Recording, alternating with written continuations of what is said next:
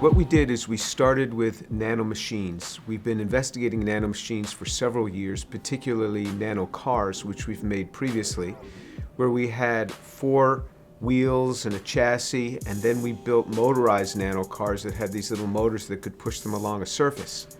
And more recently, what we did is we built something analogous to a nano submarine, where we could have the motor rotate when we shine a light on it, and the motor rotates at 2 to 3 million rotations per second when a light shines on it, and we could propel it in solution.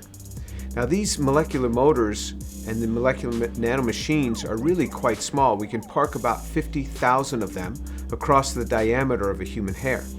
And so what we've done in this study is we've shown that we can drill into cells, human cells or animal cells, we can drill into them using these nanomachines. So the nanomachines will attach to the surface, and then a light will be shown upon them, and they will drill right into the cell.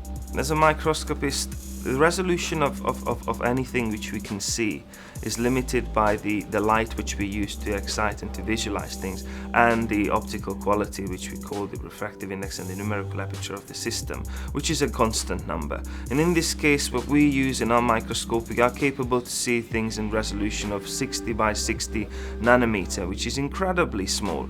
And what allows us you to see in the video that there are 2 cells which are having surrounded by these nanomachines. So when you look at the cells, you see this wonderful green network, which is the mitochondrial network, and the UV excitation. And this ultraviolet light actually also excites the nanomachine. So as we see the video, these nanomachines are drilling to the cell, drilling small holes, allowing this propidium iodide to get incorporated into the cells, that binds to the fragmented DNAs, which is one of the signs of necrotic cell death, which means there's no point in turning back. The cell is already dead. For many years, I never had envisioned the nanomachines being used medically. I thought they were way too small because they're much, much smaller than a cell.